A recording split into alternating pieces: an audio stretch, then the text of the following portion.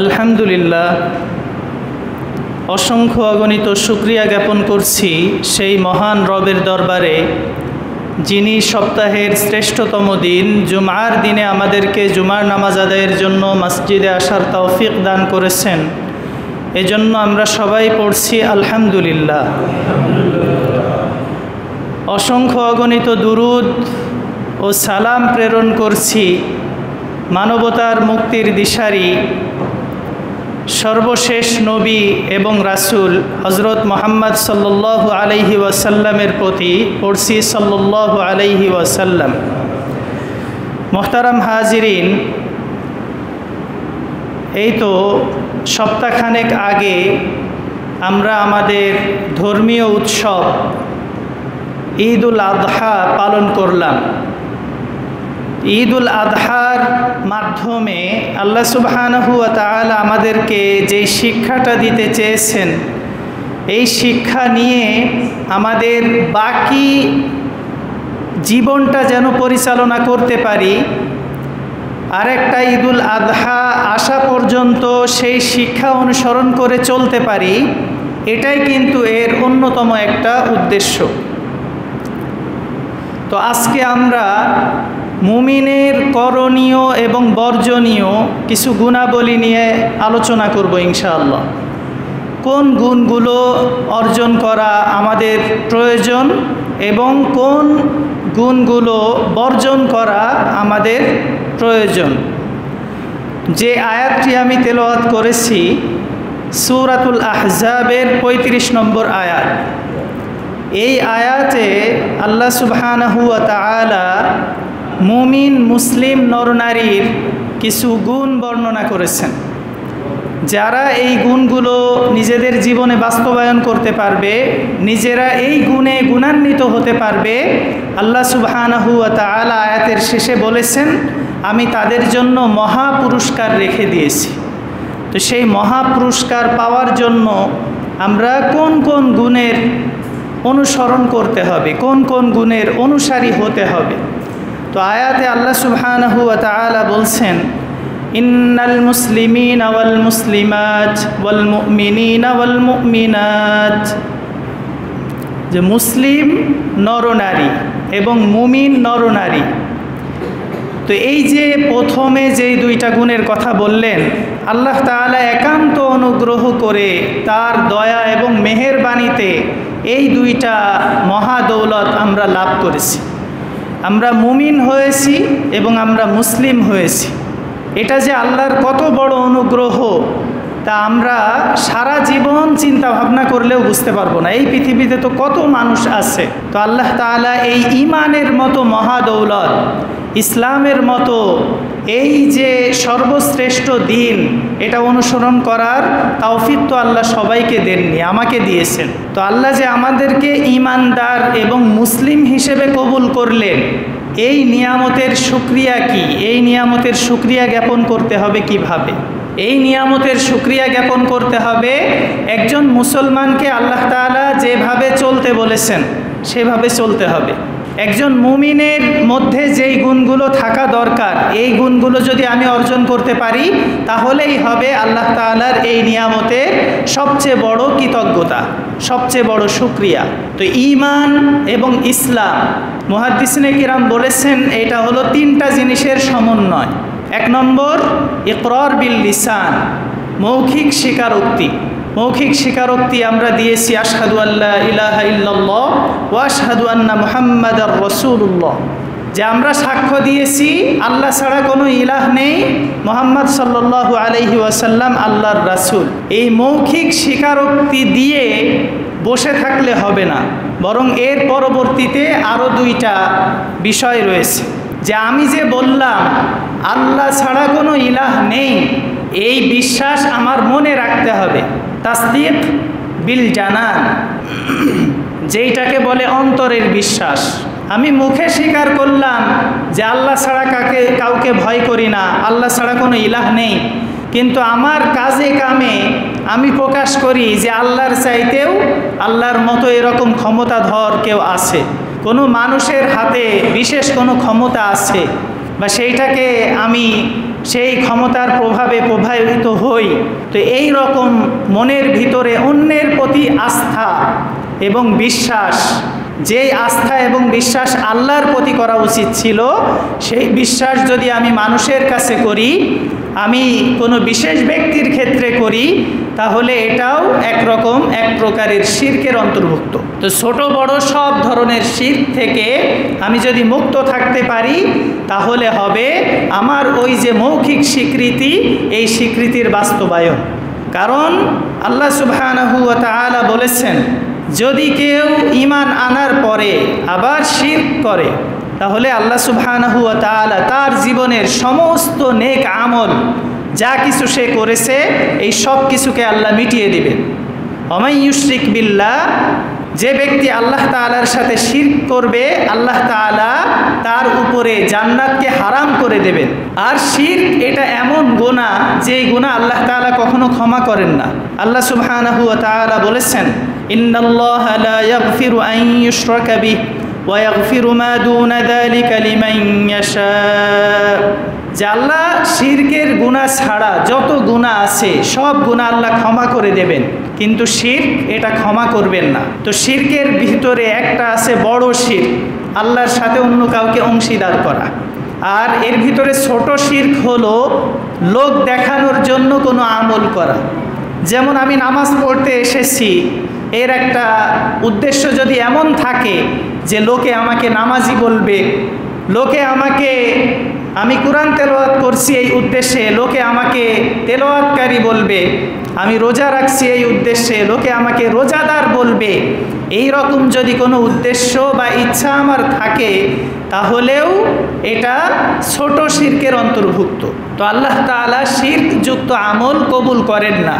যেই ব্যক্তি লোক দেখানোর উদ্দেশ্যে আমল করবে, ইবাদত করবে, তার ব্যাপারে হাদিসে বর্ণিত হয়েছে যে সে যখন কিয়ামতের ময়দানে আল্লাহর সামনে উঠবে, তখন তার কোনো আমল সে দেখতে পাবে না।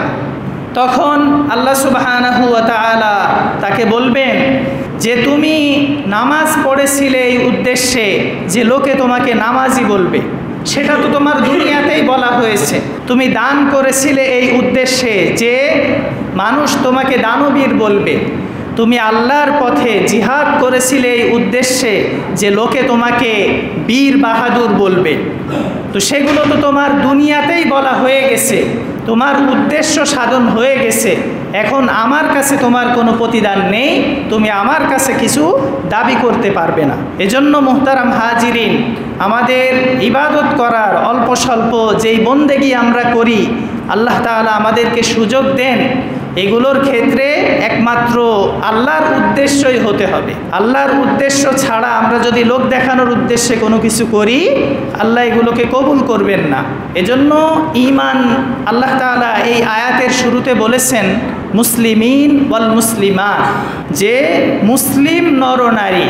তারপরে বলেছেন মুমিনিন ওয়াল মুমিনাত, মুমিন নরনারীর কথা বলেছেন। তার মানে মুসলিম, মুসলিম শব্দের অর্থ কি? যে ইসলাম শব্দের অর্থ কি? আমরা বলি ইসলাম মানে শান্তি। তো ইসলাম মানে শান্তি, এটা যদি এইভাবে বলি যে আসলে ইসলামের ভিতরে শান্তি আছে, তাহলে ঠিক আছে। কিন্তু ইসলাম শব্দের শাব্দিক অর্থ শান্তি না, বরং শাব্দিক অর্থ হলো আত্মসমর্পণ করা। তো মুসলিম সে প্রথমে কি করবে? নিজের আত্মসমর্পণ আল্লাহ তাআলার সামনে, আল্লাহ তাআলার ইচ্ছার সামনে, রাসূলের কথার সামনে নিজের মাথাকে নত করে দিতে হবে। তারপরে সে একজন প্রকৃত মুসলমান হতে হবে, প্রকৃত মুসলমান হতে পারবে। এই জন্য আল্লাহ সুবহানাহু ওয়া তাআলা যা বলেছেন, রাসূল যা বলেছেন, এগুলো যদি আমি যুক্তি দিয়ে বুঝতে যাই, অনেক সময় আমরা যুক্তি খাটাই যে এই কথাটা বলেছে, এর যুক্তি কি, এর বাস্তবতা কি। তো এটা যুক্তির সাথে মিলাতে যদি পারেন তাও সঠিক, যদি মিলাতে নাও পারেন তাও সঠিক। কারণ আল্লাহ কোরআনে কি বলেছেন? আল্লাযীনা ইউমিনুনা বিল গায়ব, যারা অদৃশ্যের প্রতি বিশ্বাস স্থাপন করে। না দেখে বিশ্বাস স্থাপন করা এটা ঈমানের একটা অন্যতম বিষয়। যে সব কিছু আমার মনের অনুকূলে হতে হবে বা আমার যুক্তির সাথে মিলতে হবে, বিজ্ঞানের সাথে মিলতে হবে, বিজ্ঞানের সাথে যেটা মিলবে সেইটাকে আমি গ্রহণ করব, যুক্তির সাথে যেটা মিলবে সেইটাকে আমি গ্রহণ করব, বিষয়টা এমন না। হযরত ওমর রাদিয়াল্লাহু তাআলা আনহুর একটা কথা আছে, হজরে আসওয়াদ, হজের সময় যেই পাথরে মানুষ চুম্বন করে, তো তিনি কি বলেছেন যে এই যে একটা পাথর, এই যে তোমাকে আমরা চুম্বন করি, তুমি তো একটা পাথর, যদি রাসূলের নির্দেশ না থাকতো তাহলে তোমাকে আমরা চুম্বন করতাম না। এই জিনিসটা যদি আপনি দুনিয়ার বিচারে আপনার যুক্তির আলোকে আপনি যদি এইটাকে বিবেচনা করতে যান যে একটা পাথর, সেখানে চুম্বন করার বিশেষ কি ফজিলত, তো রাসূল সাল্লাল্লাহু আলাইহি ওয়াসাল্লাম বলেছেন এটা জান্নাতি পাথর। এই জান্নাতি পাথর মানুষ চুম্বন করলে তার গুনাহগুলোকে শুষে নেয়। এই পাথরটা যখন দুনিয়াতে এসেছিল তখন ছিল একদম স্বচ্ছ সাদা পরিষ্কার, তো বনি আদমের গুনাহ শুষতে শুষতে এই পাথরটা এখন কালো হয়ে গেছে। তো এই যে রাসূলের নির্দেশ, এই নির্দেশটা আপনি বুঝলেন, এই নির্দেশ মান্য করলেন, এটা আপনার যুক্তিগ্রাহ্য হোক বা না হোক, এই জিনিসটা মাথায় রাখতে হবে। আরেকটি জিনিস আমাদেরকে ভালোভাবে মনে রাখতে হবে যে ইসলাম এইটা একটা মানদণ্ড, অন্য কোনো জিনিস সেইটাকে আমি কি করব, ইসলামের মানদণ্ডে মাপবো, মাপার পরে সেইটা যদি সঠিক হয় সেইটাকে গ্রহণ করব। এমন না যে একটা জিনিস সেইটাকে আমি ইসলামে মোটিভেট করার জন্য যা করার দরকার তা করলাম, সেই জিনিসটা ইসলামে অনুমোদিত না, তো আমি যুক্তি খুঁজলাম কিভাবে এইটাকে ইসলামে বৈধ করা যায়, এমন না। বরং ইসলামের যেই নীতি রয়েছে, যেই পাল্লা আছে, ইসলামের যেই মানদণ্ড আছে, এই মানদণ্ডে মেপে এটা যদি ইসলামে বৈধ হয় আমি মানব, আর ইসলামে যদি অবৈধ হয় তাহলে আমি এইটাকে বর্জন করব। এই রকম যদি আপনি করতে পারেন তাহলে আপনি মুসলিম। আপনি একটা কাজ শুরু করার আগে যদি মনে করেন যে এই কাজের বৈধ অবৈধ দিক কী, সেইটা বিবেচনা করে আপনি যদি বৈধ কাজটা করেন তাহলে আপনি প্রকৃত মুসলিম, এটা বোঝা যাবে। কিন্তু আপনার একটা কাজ করা হয়ে গেছে, আপনি একটা চাকরি কোনো বুদ্ধি বিবেচনা চিন্তা ভাবনা ছাড়াই করে ফেলেছেন, একটা কাজ করে ফেলেছেন, এখন আপনার ওই কাজকে, আপনার ওই চাকরিকে কিভাবে বৈধ করা যায়, পরবর্তীতে চিন্তা ভাবনা বিভিন্নভাবে আপনি গবেষণা শুরু করলেন, তো এইটা আসলে প্রকৃত মুসলিমের কাজ না। বরং মুসলিম যখন একটা কাজ করবে তখন সে ভাববে যে এই কাজ যে আমি করছি আল্লাহ তাআলার নির্দেশনা, রাসূলের নির্দেশনা, কুরআন হাদিস অনুযায়ী এই কাজটা ঠিক আছে কি না। তো আমরা কি করি, একটা কাজ করা হয়ে যায় তারপরে আমরা সমাধান খুঁজি, কিন্তু ওই কাজ করার আগে আমার যে চিন্তা ভাবনা করা দরকার ছিল এইটা আমরা খুব বেশি করার চেষ্টা করি না, কিন্তু এটা আমাদের একান্ত কর্তব্য। তো মুহতারাম হাজিরিন, এর পরবর্তীতে আল্লাহ সুবহানাহু ওয়া তাআলা এই আয়াতে বলছেন ওয়াল কানিতিনা ওয়াল কানিতাত। কানিতিন, কানিতাত শব্দের অর্থ হলো আনুগত্যশীল, আনুগত্যশীল পুরুষ এবং নারী। তাহলে মুসলিম এই শব্দের অর্থ আত্মসমর্পণকারী, মুমিন, আল্লাহ তাআলার বিধান সব কিছুকে যথাযথভাবে যে মেনে নিয়েছে সে মুমিন। এরপরে আবার আল্লাহ তাআলা বলছেন ওয়াল কানিতিনা ওয়াল কানিতাত, আনুগত্যশীল। শুধু আপনি ইসলাম গ্রহণ করলেন মুখে মুখে, এরপরে আপনি ঈমানদার দাবি করলেন মুখে মুখে, কিন্তু ঈমান আনার পরে, ইসলাম গ্রহণের পরে যেই কাজগুলো করা দরকার, এর বিধিবিধান মানা দরকার, সেইগুলো মানলেন না, সেগুলোর প্রতি আনুগত্য প্রদর্শন করলেন না, তাহলেও আপনি প্রকৃত মুমিন হতে পারবেন না।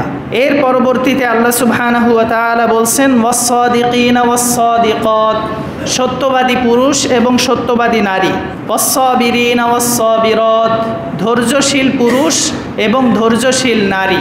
সত্যবাদী, সততা, এটা একজন মুমিনের সবচেয়ে বড় একটা বৈশিষ্ট্য, যে মুমিন কখনো মিথ্যার সাথে আপোষ করবে না, সব সময় যত বিপদই আসুক না কেন সে সত্যকে আঁকড়ে ধরবে। আল্লাহ তাআলা বলেছেন ইয়া আইয়ুহাল্লাযীনা আমানুত্তাকুল্লাহ ওয়া কুনু মা'আস সাদিকিন, হে ঈমানদারগণ, তোমরা আল্লাহ তাআলাকে ভয় করো এবং সত্যবাদীদের সাথে থাকো। যারা সত্যবাদী, সততা অবলম্বন করে চলে, তাদের সাথে তোমরা চলবে। এরপরে আল্লাহ তাআলা বলেছেন ওয়াস-সাবিরিনা ওয়াস-সাবিরাত, ধৈর্যশীল পুরুষ এবং ধৈর্যশীল নারী।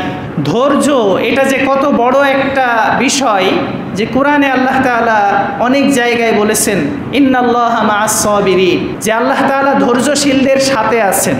তারপরে ইন্নামা ইউওয়াফাস-সাবিরুনা আজরাহুম বিগাইরি হিসাব, যারা ধৈর্য ধারণ করবে তাদেরকে পূর্ণ মাত্রায় আল্লাহ সুবহানাহু ওয়া তাআলা প্রতিদান দেবেন এবং বেহিসাব পুরস্কার দেবেন।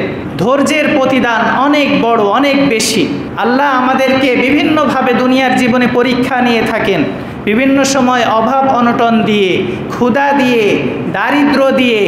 আপনি সচ্ছল ছিলেন, আপনাকে অসচ্ছল বানিয়ে দিবেন। তো এই বিপদ আপদে আপনি যদি ধৈর্য ধারণ করতে পারেন, তাহলে আল্লাহ তাআলা বলছেন অবাশশিরিস সাবিরিন, যারা আমার এই সব পরীক্ষায় উত্তীর্ণ হতে পারবে, ধৈর্য ধারণ করতে পারবে, তাদের জন্য তাদেরকে তুমি সুসংবাদ দাও। তো ধৈর্যশীলদের জন্য রয়েছে আল্লাহর সুসংবাদ। দুনিয়ার জীবনে হালাল পথে চলতে গেলে আপনি দেখবেন আপনার জীবনে যত পরীক্ষা আসবে, অন্য পথে এত পরীক্ষা কিন্তু আসবে না। হালাল এবং হারামের গুরুত্ব ইসলামে এত বেশি কেন? কারণ হারাম পথে বা অবৈধ পথে আপনি যদি উপার্জন করতে চান, দেখবেন যে একদিনে অনেক টাকা আপনার উপার্জন হয়ে গেছে। কিন্তু আপনি যদি হালাল পন্থা অবলম্বন করতে চান, তাহলে দেখবেন যে মাসকে মাস অভাব অনটনের ভিতরে কাটছে আপনার দিন, কিন্তু আপনি সচ্ছল হতে পারছেন না। বিভিন্ন অফার আপনার আসবে যে এই কাজটা করো, এইভাবে চলো, এই সুদি লেনদেন করো, তাহলে দেখবেন আপনার দুহাত ভরে টাকা আসবে, কিন্তু এর ভিতরে কোনো বরকত নেই, হারামে কোনো আরাম নেই। এই জিনিসটা আমরা যত দ্রুত বুঝতে পারবো তত দ্রুতই আমার লাভ। তো দেখেন আল্লাহ সুবহানাহু ওয়া তাআলা বলেছেন যে তোমরা আমাকে ডাকো, আমি তোমাদের ডাকে সাড়া দেব। তার মানে আমরা দোয়া করলে আল্লাহ তাআলা দোয়া কবুল করবেন। কিন্তু আমরা দোয়া করি, আল্লাহ তাআলার কাছে চাই, আল্লাহ আমাদের দোয়া কবুল করেন না। আমরা পরে অভিযোগ করি যে আল্লাহর কাছে কত চাইলাম, আল্লাহর কাছে কত দোয়া করলাম, আল্লাহ তো আমার দিকে ফিরেও তাকালো না। তো এইটা হাদিসে এসেছে যে এক ব্যক্তি আল্লাহ তাআলার কাছে দোয়া করে, অনেক কান্নাকাটি করে, আল্লাহ তাআলা বলছেন তার দোয়া কিভাবে কবুল হবে?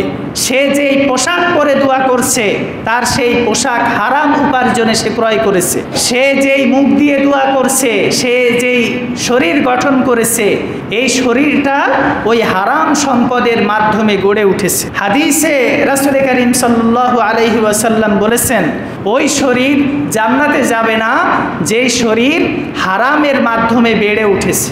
হারাম ভক্ষণকারীর শরীর জান্নাতে যাবে না।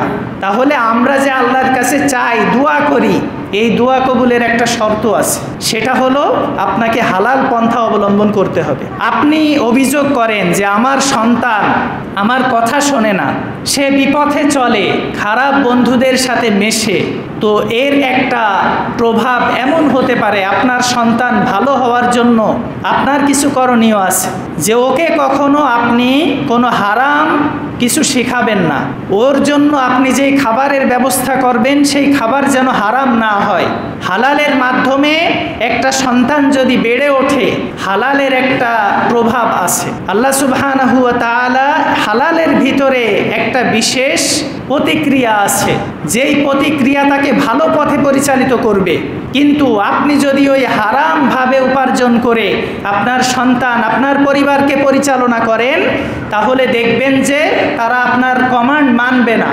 পরবর্তীতে আল্লাহ না করুক, দুনিয়ার জীবনে আপনি যদি কখনো লাঞ্ছিত হন, কোনো হারাম উপার্জনের কারণে আপনি যদি ধরা খেয়ে যান, তখন দেখবেন আপনার পরিবার পরিজন, বন্ধু বান্ধব যারা আপনার কাছ থেকে সারা জীবন সুবিধা গ্রহণ করেছে, তারা কেউ আপনার পাশে থাকবে না। বিপদে কেউ আপনার পাশে দাঁড়াবে না। তখন বলবে আমাদেরকে খাওয়ানোর দায়িত্ব বা আমাদেরকে ভরণ পোষণের দায়িত্ব তোমার ছিল, তো তুমি যে হারাম পন্থা অবলম্বন করবা এটা কি তোমাকে বলেছি আমরা? কেউ আপনার পাশে দাঁড়াবে না। এই হলো দুনিয়ার অবস্থা। আর আখেরাতের অবস্থা কি হবে সেইটা তো পড়েই থাকলো। সেদিনের অবস্থা সম্পর্কে আল্লাহ তাআলা বলেছেন, ইয়াউমা ইয়াফিরুল মারউ মিন আখি ওয়া উম্মিহি ওয়া আবি ওয়া সাহিবাতিহি ওয়া বানি, যে সেই দিন বন্ধু বন্ধুকে দেখে পালাবে, বন্ধু বন্ধুর কাছ থেকে পালাতে চাবে, মা বাপ তার সন্তানের থেকে পালাবে, সন্তান তার পিতামাতার থেকে পালাবে। কেন? কারণ যদি আমার কাছে আজকে কোনো কিছু আবদার করে বসে, লিকুল্লি ইমরিইম মিনহুম ইয়াউমাইযিন শা'নুন ইউগনি, প্রত্যেক মানুষের সেই দিন নিজেকে নিয়ে সে চিন্তা করতে থাকবে, তার বিশেষ একটা অবস্থা হবে। তো দেখেন, দুনিয়ায় সামান্য বিপদে পড়লে মানুষ আপনার পাশে থাকে না, আখেরাতেও আপনার পাশে থাকবে না। এজন্য আল্লাহর যে নির্দেশনা, এই নির্দেশনা আমাদেরকে মেনে চলতে হবে। এরপরে আল্লাহ তাআলা বলেছেন, ওয়াল খাশিঈনা ওয়াল খাশিআত, বিনম্র পুরুষ এবং বিনম্র নারী, ওয়াল মুতাসাদ্দিকিনা ওয়াল মুতাসাদ্দিকাত, যারা দান সদকা করে, যেই সব পুরুষ যেই সব নারী দান সদকা করে তাদেরকে আল্লাহ তাআলা বিশেষ পুরস্কারে ভূষিত করবেন। এরপরে আল্লাহ বলছেন, ওয়াস-সাইমিনা ওয়াস-সাইমাত, রোজাদার পুরুষ এবং রোজাদার নারী, ওয়াল-হাফিযিনা ফুরুজাহুম ওয়াল-হাফিযাত, যারা নিজের লজ্জাস্থানকে হেফাজত করে, ওয়ায-যাকিরিনাল্লাহা কাসীরাম ওয়ায-যাকিরাত, যারা অধিক পরিমাণে আল্লাহ তাআলার জিকির করে তাদের পুরস্কার কি? আ'আদ্দাল্লাহু লাহুম মাগফিরাতাও ওয়া আজরান আযীমা, আল্লাহ তাআলা তাদের জন্য ক্ষমা এবং মহা পুরস্কার প্রস্তুত করে রেখেছেন। তো মুহতারাম হাজিরিন, এই যে সর্বশেষ আল মুতাসাদ্দিকিনা ওয়াল মুতাসাদ্দিকাত, দান সদকা করা, এই দান সদকা করা, এর দান সদকা করলে লাভ কি? হাদিসে রাসূল করিম সাল্লাল্লাহু আলাইহি ওয়াসাল্লাম বলেছেন, আস-সাদাকাতু তারুদ্দুল বালা, দান সৎকার সবচাইতে বড় যে জিনিসটা হবে, আপনার বিপদ আপদ থেকে আপনাকে উদ্ধার করবে, বিপদ আপদ থেকে রক্ষা করবে। আর আমরা যে দান করি, এটা কোরআনে আল্লাহ তাআলা বলেছেন যে 1 টাকা দান করলে এই 1 টাকা আল্লাহ তাআলা 700 গুণ বাড়িয়ে দেয়। কত গুণ? 700 গুণ। মাসালুল্লাযীনা ইউনফিকুনা আমওয়ালাহুম ফি সাবিলিল্লাহ কামাসালি হাববাতিন আনবাতাত সাবআ সানাবিলা ফি কুল্লি সুনবুলাতিন মিআতু হাব্বা। এই আয়াতে আল্লাহ তাআলা বলেছেন, যারা আল্লাহর পথে ব্যয় করে তার দৃষ্টান্ত হলো একটা দানা, একটা বীজ। এই বীজটাকে যখন বপন করা হয় তখন এর থেকে গাছ হয়ে 7টা শীষ বের হয়, প্রতিটা শীষে 100টা করে দানা থাকে। তাহলে একে কমপক্ষে 10, মান জাআ বিল হাসানাতি ফালাহু আশরু আমসালিহা, যে ব্যক্তি একটা ভালো কাজ করবে তার সওয়াব আল্লাহ তাআলা 10 গুণ বাড়িয়ে দেবেন। তো এই আয়াতে আল্লাহ তাআলা বলেছেন যে 10 তো 10 এটা তো পাবেনই, তারপরে 1কে আল্লাহ তাআলা 700 গুণ বাড়িয়ে দেবেন। তো এইভাবে আমরা যেই গুণগুলো, করণীয় যেই গুণ, এই গুণগুলোর কথা আমরা আজকে জানলাম। কুরআনুল কারীমের সূরাতুল আহজাবের 35 নম্বর আয়াতের সংক্ষিপ্তভাবে আলোচনা করা হলো। তো এখানে যেই গুণগুলো আল্লাহ তাআলা অর্জন করতে বললেন, আমরা যেন এই গুণগুলো যথাযথভাবে অর্জন করতে পারি এবং অন্যকে এই গুণগুলো মেনে চলার প্রতি উদ্বুদ্ধ করতে পারি। সংক্ষিপ্তভাবে যে আলোচনা করা হলো, আল্লাহ আমাদের সবাইকে এর উপরে আমল করার তৌফিক দান করুন। আমিন। ওয়া আখিরু দাওয়ানা আলহামদুলিল্লাহি রাব্বিল আলামিন।